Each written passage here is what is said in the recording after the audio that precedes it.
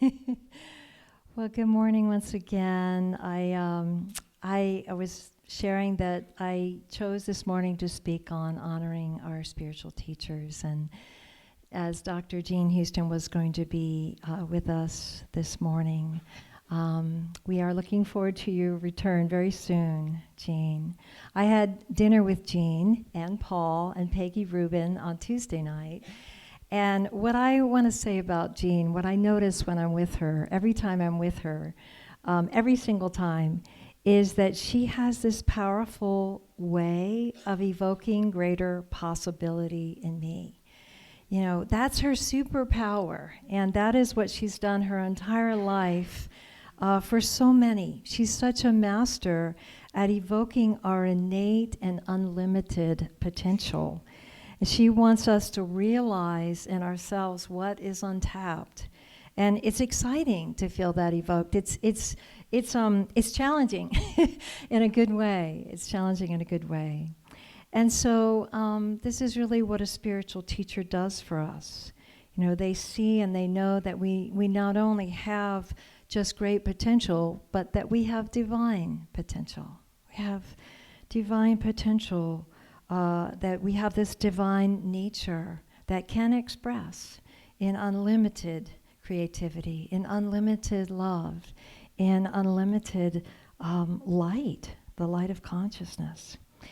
So this morning, it just feels so good to honor our spiritual teachers, to have Anna sharing about Ramana, to have Paul sharing the song about his spiritual teacher, to sing a song to Michael Singer, to have Gary Zukov here in our midst. Thank you for your incredible teaching and the gift of your life. I also noticed, I just this week got Jean's book, The Mythic Life. I highly recommend it. And I noticed that she does dedicate it to the memory of Margaret Mead. So obviously an important spiritual teacher to her. So I just invite you to take a moment and bring to mind, I imagine you have already brought to mind this morning, your spiritual teachers who've touched your life, who've guided you, who've had a positive effect on your spiritual growth and awakening. And I'd like to take a moment and just have you call out the names of your spiritual teachers, and we just bring that energy, that presence into this room. Just call out your...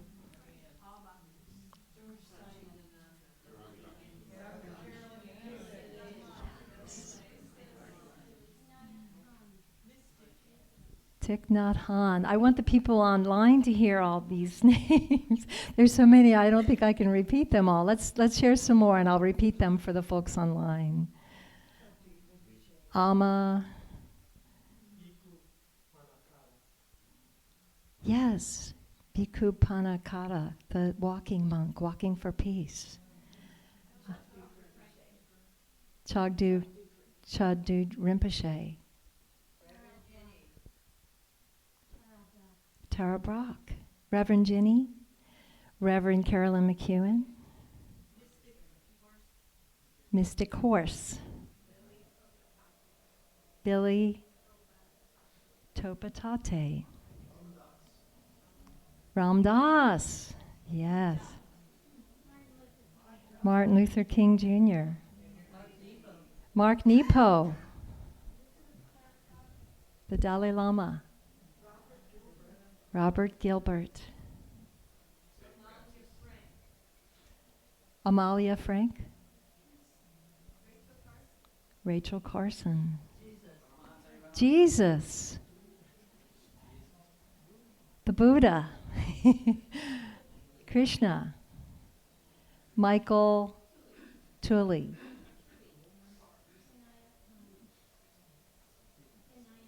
Inayat Khan, Gary Zukov, Gangaji, thank you. I was hoping. Your daughter, yes. Your cat, okay. I think we're complete, okay. Oh, that's wonderful. So many animals are our teachers as well. So we offer our gratitude for those who have helped us grow through this life. And it's so beautiful to feel the presence of our teachers. I invoke my teacher's presence every day, and especially on Sunday when I come, right before I come here. I feel like I am their continuation body. As we live consciously, we are the continuation body of our teachers. When you go to the Yogananda, beautiful place in Grass Valley, the Ananda village, there's the lineage, right? There's the lineage there in the temple. There's Yogananda and his teacher, Sri Yukteswar, his teacher, Lahiri Mahasaya, and his teacher, Babaji. And so, so I personally feel a sense of wonder at who I have been blessed to have as spiritual teachers in this life. It's just been amazing grace that I have benefited so much from. So our spiritual teachers and our guides and our mentors, they help us on our journey, and they help us move from the separate me in my life, and the egoic existence into a greater sense of connection with all life. And if we're open enough, they can transmit, if they've experienced it, a direct experience of the I Am, of the ultimate reality of God consciousness. In Jean's book, The Mythic Life, she describes this process. The separate existence she calls the this is me, this is me. And from the this is me, from the separate me, we evolve to experiencing the we are, and ultimately the direct experience of the I Am. Nobody can put words together like Jean. When I'm with her, I always wish I had a pad and a pencil, right, or a pen to write down what she says, the genius that she speaks. But here's something I love. She's talking about the longing that we feel for a wider experience beyond the physical being. She writes, "We often feel that our souls could soar and visit many realities if they were not pinned like butterflies to the flesh of our mortal form and the time of its containment." Do you ever feel pinned like a butterfly? I guess that's not a living butterfly. She brilliantly describes how the backlash to a lot of religious focus on just the soul, on the soul's superiority to the experience of life and matter, she says that has created this mindset that really utterly discounts the soul, and that the result is the materialism that is without spirituality here. And so I believe our biggest problem in the world today is this materialism without the soul, without the focus on spirit.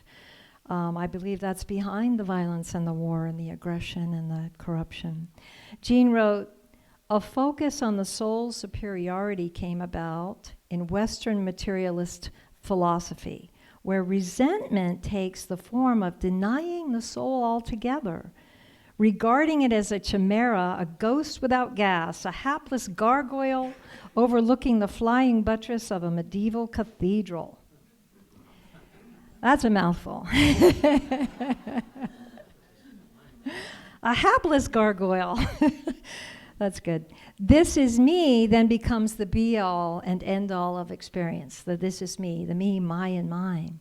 So she's pointing to that we can't simply abhor matter, and that is, I think some of the Eastern traditions kind of got so far into, we just got to escape the body, right? We have to achieve enlightenment and become free from the body, and leave the body out. And I just feel like what Jean's teaching is, and the whole human potential movement is about, is that we actualize our human potential in the body, right? That we realize our divine nature right here, right now, in form, right?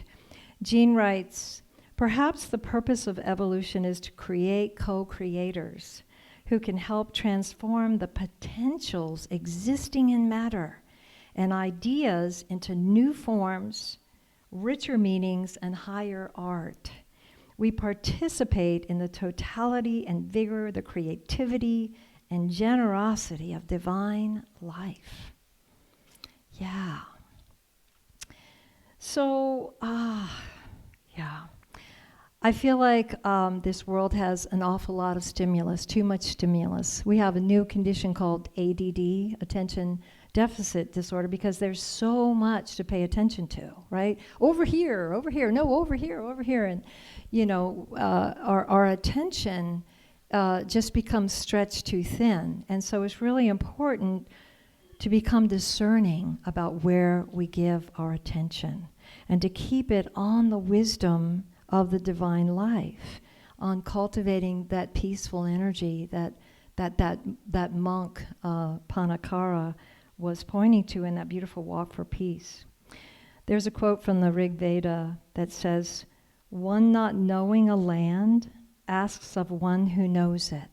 He goes forward instructed by the knowing one. Such indeed is the blessing of instruction. One finds a path that leads him straight onward." So at dinner with Peggy, she suggested the question for all of us to consider: how are we honoring our spiritual teachers? How are we honoring our spiritual teachers? And I want you to think about that for a minute, because I want you to answer that. But just think about it for a bit. The first thing that came to mind when Peggy asked me that was I was thinking of Michael Singer and how many, many years after I met him, I created a CD with him. We collaborated and co-created a CD of songs he wrote called The Songs of the Untethered Soul. And some of you have heard part of this story, but I met Michael Singer back when I was 15. I lived in Florida. And he became just, so important in my life. And many years later, I went back to visit him, and he gave a talk, and then he sang that song, "Who Lights the Stars?" And then we walked outside after the program. I was feeling very expanded, and he said, "Come here, I want to show you my new binoculars, these telescope binoculars." So we walked out into this dark field, and he showed me through these binoculars the Pleiades, and he showed me a nebula forming, and he showed me the Andromeda Galaxy. And I had just been meditating, I had just been singing that song, and something about my mind just expanded into infinity, into the incredible spaciousness of the cosmos. And so it was really powerful. I went home and I learned that song, and I recorded it so I could listen to it over and over. And I sent it to, I call him Mickey, and he wanted me to do an album of all his songs. So I ended up doing that. But I remember when he asked me to do that, I really felt like, it was finally a way I could give back, because I had felt so much gratitude. Like he just watered the seeds of the divine in me. He really set me on the path. And I just felt so fortunate for that. He told me the divine was within me. And I hadn't heard that in Catholic school. I hadn't heard that message.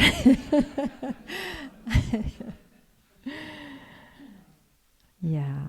And it's just, he's like proud father these days. He donated $10,000 to our Unity community last year. And he lives on in me and in this community. So when I think of spiritual teachers, I think about music teachers. And my first music teacher was when I was in kindergarten, Miss Julie. She really set me on the path. But I think of, spiritual teachers are at different levels of consciousness, right? Like when I first started playing piano, I had an elementary school teacher, and then my mom got me a local neighborhood piano teacher, and then she got me a better piano teacher, and then she finally took me to the University of Florida. And I was trained by the senior professor there when I was 13. And so it's similar, I feel, to spiritual teachers. They're at various levels of evolution.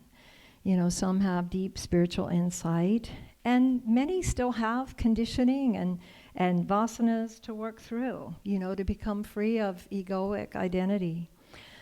Somebody asked me if I would speak about Deepak Chopra and what's happening with him. I guess he's been in the Epstein files, and I don't want to go in that direction. That's a whole nother talk maybe. But I do want to say that sometimes, when you are not fully enlightened, you can get pretty hooked by the fame. You can get hooked by the worship and abuse power, and sexually even abuse power. And it causes a lot of harm, right? So, and it shakes people's faith, and that's what pains me, is how it shakes people's faith. So what I would say about that, that's as much as I want to say. We do have a statement about that. Unity has a statement, and I'll put it in the newsletter so you can read it. But what I would say is we need discernment with our spiritual teachers. We need a lot of discernment about who we trust to teach us. And, today I'm focusing on our mentors and our teachers that are dedicated to integrity and that are teaching responsibly.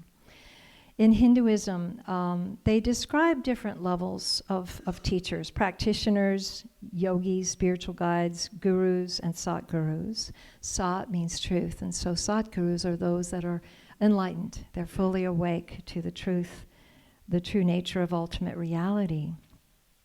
So I know that you all have known many teachers. You know many teachers. You probably are teachers on many levels. And of course, animals, somebody said they're cat. Animals are our great spiritual teachers, that's for sure.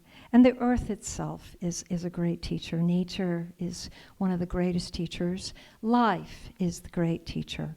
But for today, I'm just talking about our fellow human teachers. They may be coaches or mentors or wise friends at times, right? Ministers, authors. So I would say a good spiritual teacher is someone that never stops growing, that never stops learning, that never stops practicing, and often has a teacher of their own. That sometimes is very helpful in staying humble, and lives in high integrity and humility. I personally don't feel like there's a finish line. I feel like I'm always growing. I love learning, and I think that's important. So I have a funny story about how Amma worked on my ego. Amma was such a key teacher in my life later in life. And Amma, the hugging saint, there's a picture of her. She, in the very early years when I first met her, she would have me sing. And I would go to India, and she'd have me sing for 25,000 people. And all of her swamis sang. You pretty much had to be musical to be one of her, inner circle. And that suited me, because I really loved the music and the bhajans. But she would do this funny thing, this leela. She would sometimes ask one of her swamis when he was playing a set to just stop. She'd just stop him and say, let her sing, or let somebody else sing. And it was really, it was this teaching in non-attachment. It was a teaching in selfless service. And I realized that sometimes, we can get pretty puffed up about our music and our sound and our performance and our presentation. So Amma would put me on this hot spot, right? And the swamis would be glaring at me. They'd stay on stage and just look at me while I was singing. And so this was an interesting leela that I noticed. And then a few years later, she started doing this to me at times, where I would be up there singing, and she would have somebody turn it down, or she would have somebody ask me, okay, finish with that song, that's good, we'll have somebody else now. And my ego did not like it one bit. I definitely had a reaction. But, the bond that I felt with Amma, I would have not received that lesson from anybody else with an ego. Like, the ego doesn't like to be, taught by the ego. But with Amma, I just felt like she was actually gifting me. She was pointing me in the direction of how to serve without being attached to the fruits of your actions, and how to serve where you're just pouring your heart out, and if you're needed, you serve, and if you're not attached. And it helped me so much later in life and all my work. It just was such an incredibly important lesson. It reminds me of this. If you watch Amma, if you watch how she serves without attachment. Her whole life is just dedicated to the divine and humanity. And she's not serving to get something in return. And that's the key. It's all for love. It's all for love. And so, I learned that from her. And I'm not sure anyone else in the whole world could have given me that lesson. And the funny thing about it was later, once I got that lesson, that stopped. And then every time I saw her years later, she always asked me to sing. But there's a funny story about a student that rushes to see a guru, and they're full of pride and self-importance, and they say, "Master, I've studied for years, I've meditated, I've mastered my anger, I've read every holy book, I feel lots of bliss. Now tell me, am I enlightened?" And the teacher looks at him and he says, "Well, that's a very impressive list of accomplishments. Now tell me, who is the I that is asking? Who is the I that is asking? The I am me, right? The I that is so important, that has to ask, am I enlightened?" It reminds me, I wrote a song, Holy Mother, my heart longs to be free. Holy Mother, dissolve me into thee. And that's really that St. Francis prayer. Let me be an instrument of thy peace. Let me forget myself. Just use me. Just pour your divine light through me and let me bless. And let me just forget myself in love for God, in love for the divine, love for the mother. Yeah. So Ramana Maharshi once said, "You've already received so much grace if you know there's a greater awakening to discover in yourself. And then you're even more blessed if you find a teacher and teachings that help you grow spiritually. And you are the rarest and most blessed if you live those teachings implicitly and wake up to the state of realization, self-realization." So how do we honor our teachers? You tell me. One word or a short sentence. Love. Living love. Emulation. Yes. What's that? What was that over here? Respect. Beautiful. What was that back here? Loving kindness. Devotion. Gratitude. What else? Understanding. Accepting their love. Forgiveness. Openness. Showing up for the teaching. Humility. Yeah. Honoring. Listening. What was that? Teaching their teachings. Sharing their teachings. With beginner's mind. Living our soul's calling. Prayer.